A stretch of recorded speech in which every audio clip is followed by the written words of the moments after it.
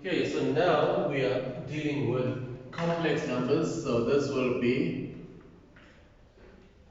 chapter 5 in your textbook.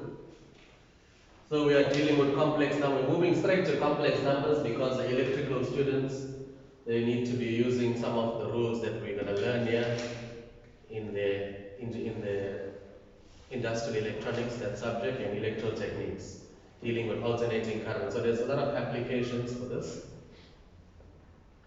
Right, but let's have a look at, you haven't dealt with complex numbers before.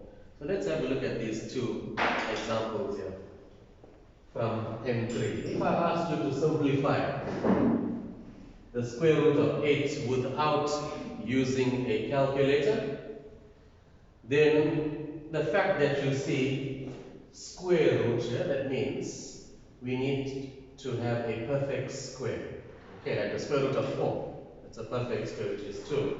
The square root of 25 is 5. The square root of 100 is 10. So what do? We rewrite 8 as two factors. Okay, one of those factors there has to be a perfect square.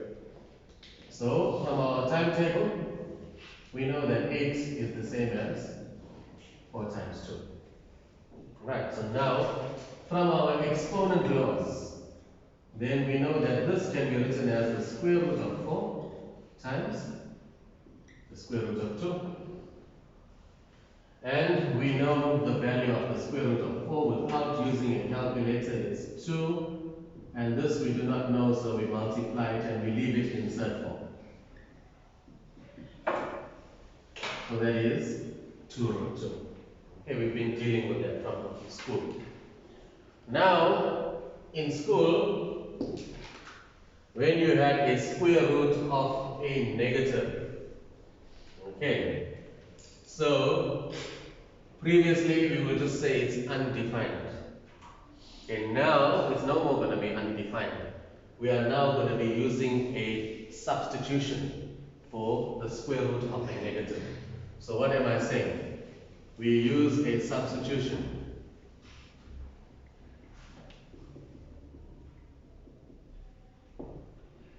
for the square root of minus 1. Okay, so the letter that we use, or most of the textbook uses, is the letter I or J.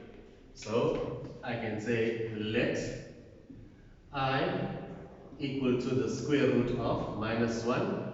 But now because of, look, in the text, in the maths textbook, they use both I sometimes and J sometimes. But the reason why we prefer not to use I, because it confuses the electrical students, like, you know, when they're finding out I1, I2, I3, the current. I also stands for current in engineering, science and all of that.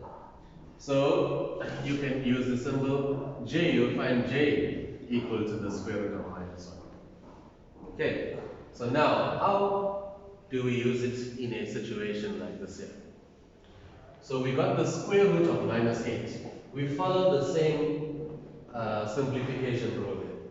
So what's happening here now is, this is equal to, you got the square root of 8, so that's going to be 4 times 2 times minus 1.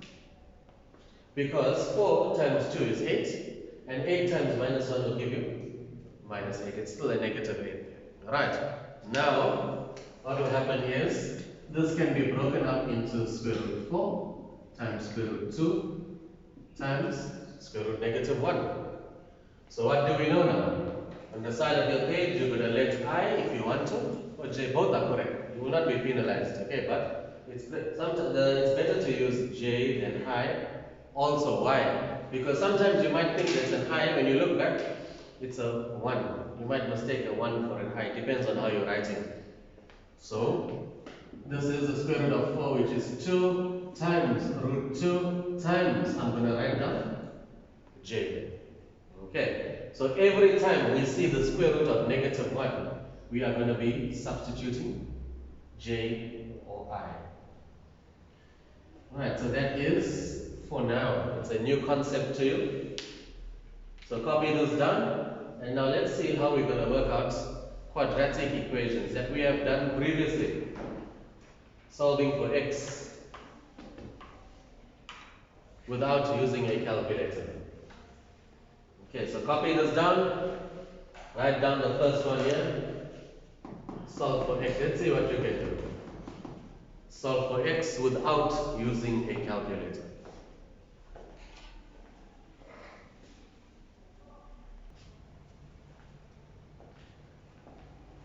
So in this exercise, we have into these two equations, solve for x. So what do?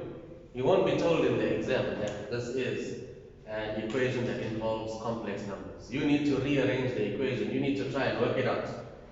So let's take the first one. So we have 3x, and then you have x minus multiplied by x minus 6 is equal to minus 39. So what do? You normally remove the brackets and rewrite your equation in standard form. 3x times x will be 3x squared. 3x times minus 6 is minus 18x, and then your constant, clearly you have a square, then the second variable has a power 1. This is a quadratic, so always make your quadratic equal to 0. So that's a plus 39 equals to 0. Then what do? Now you try and make it simpler to factorize. You don't have to do that, okay, but you can. Can we divide by 3? Is it possible? You don't have to do that, but is it possible? Yes or no? Let's check. 3 can go into 3 one time. Can 3 go into 18? 6 times. Can 3 go into 39? So it is possible. So let's just divide. So therefore it's going to be x squared minus 6x plus 13 equals to 0. Not compulsory, but normally this is what we do. We always try and make it simpler. We try and factorize. Now, is it possible to factorize it? What are the factors of 13? 13 is a prime number. It's only 13 and 1. Only 13 and 1. A prime number, remember, has only two factors, the number itself and 1. This cannot be factored. 13 is 13 times 1. Will I ever get a negative 6? No. That means this cannot be factorized. So it cannot be factorized. So therefore, I need to use the quadratic formula. I will have to use the quadratic formula. So what is the quadratic formula? X is equal to minus b plus or minus the square root of b squared minus 4ac all divided by 2a. So identify your a, b and c. So remember, a is the coefficient of x squared. So remember, we have ax squared plus bx plus c equals to 0. So a is the number that's multiplied by x squared, which is 1. B is the number that's multiplied by x, the coefficient, which is negative 6. And c has no x, it's just a number, a constant, 13. So now let's substitute. Minus b plus or minus the square root of b squared minus 4 times a times c all over to a. So what is my b now? B is minus 6. Then we have b again, which is minus 6. A is 1 and c is 13. Right. All divided by 2 times a, which is 1. Substitute into that quadratic formula. Let's see what we get.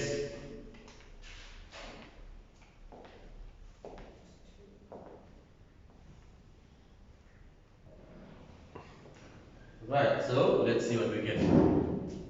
We get a negative times a negative, which is positive 6 plus or minus the square root of negative 6 squared is 36 minus, what is this here? 52. All divided by 2. So now, so x is equal to 6 plus or minus. So on the calculator, remember, do not go and do the whole thing. You're going to get an error.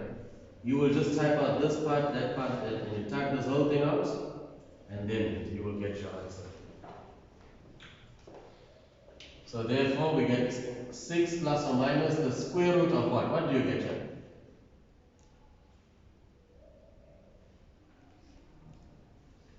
What do you get? You mean the calculator cannot work it out? I just said, type this out inside the square root. It means you must not include the square root in your calculation.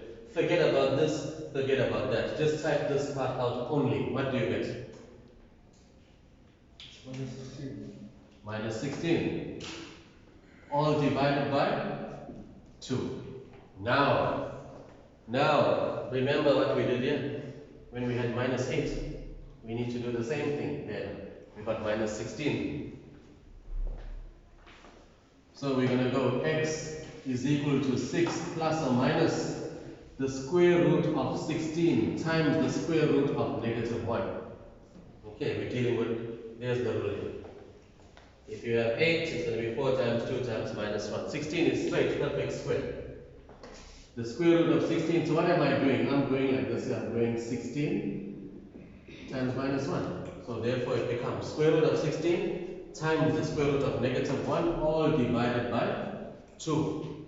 Now, this is going to be 6 plus or minus this. Now you can use a calculator, but obviously it is a perfect square. You should know the square root of 16 is 4. And then you're going to state, let the square root of minus 1 equal to j on the side of your page there to show that you are using a substitution. This is now complex numbers. Right, so replace the square root of minus 1 with the symbol I or j, all divided by 2.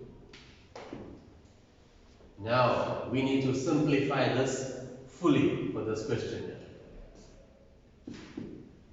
Okay, so I can separate this into 2 fractions. My LCD, my common denominator there is 2. So this can be written as 6 over 2 plus or minus 4j over 2. So 6 divided by 2 is 3. 4 divided by 2 is 2. So now this is simplified.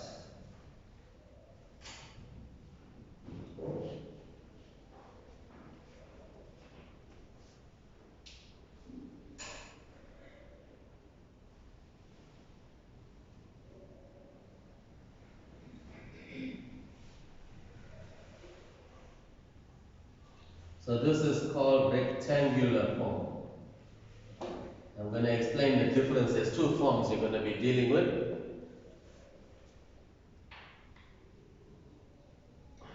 That's the next thing you're going to learn. So what happens here, you must simplify this fully. You don't leave it like this here. You must separate them completely. The number separated from the part with the j. Can you see that? You must have your real number here and the unreal part or the imaginary part. It's called the part with j. How many minutes you got left there? 15. Okay. Here's the next one. Let's do this one. D.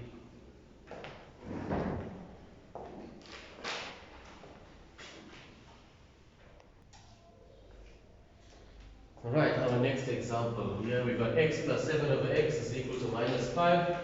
What can we do? We got x in the denominator. Right.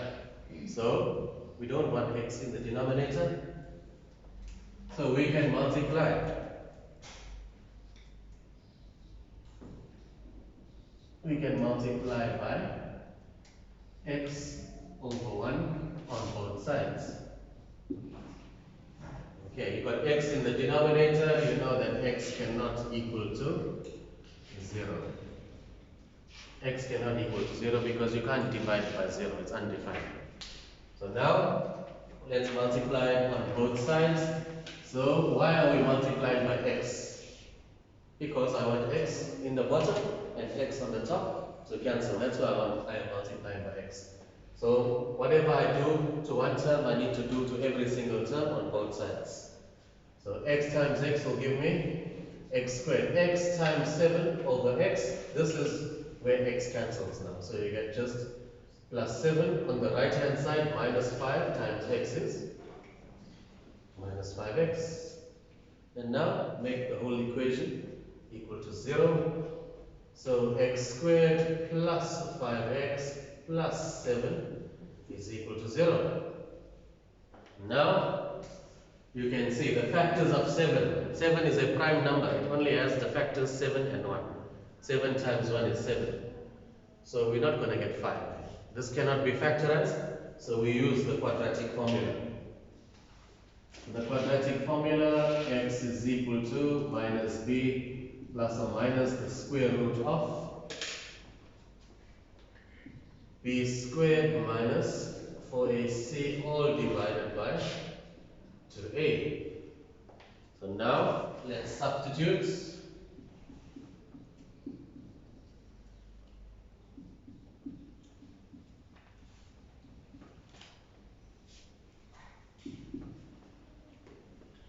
My a, b and c there. A the coefficient of x squared, b the coefficient of x, which is 5 there.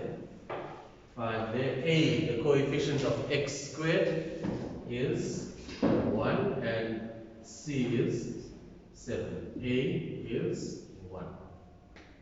So let's work it out. So we got minus 5 plus or minus the square root of, remember this part you work it out. You go 5 squared minus 4 times 1 times 7 on your calculator. 25 minus 28, which is negative 3. All divided by 2 times 1, which is 2.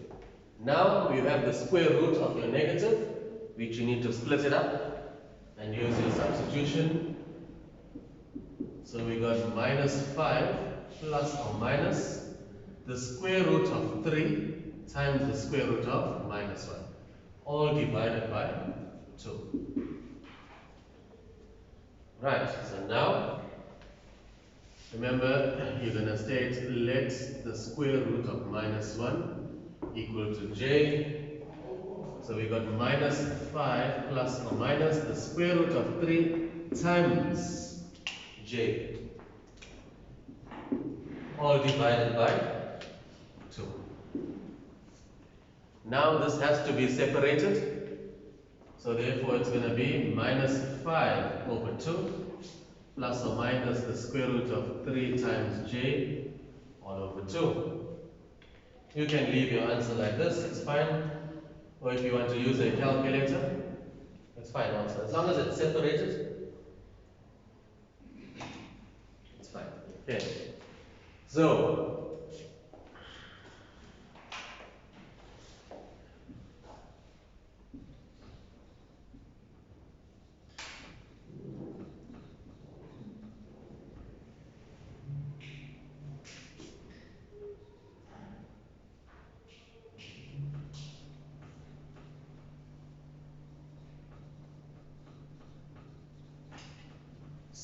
the two parts of your solution, you have the number minus 5 over 2. That's called the real part, or the real component. Then the part that has the square root of negative 1, they call it unreal or imaginary. That's how it's defined. Okay, so the next time we're going to be learning, we're going to be using we're going to learn new rules, how to convert from one form to another form, to a geometric form, how to represent this on your axis. So you're going to have a real axis and an unreal axis. And then there's also, you're going to learn how to add complex numbers, subtract, how to multiply, how to divide, exponent laws and complex numbers. Right, but you should go over the stuff before I deal with it. There is a link on that um, on those WhatsApp that I sent you. That link is straight to my video that I took in 2017 with my students. But that was before a test, so there's stuff that you won't know how to work on, but you can have a look at it.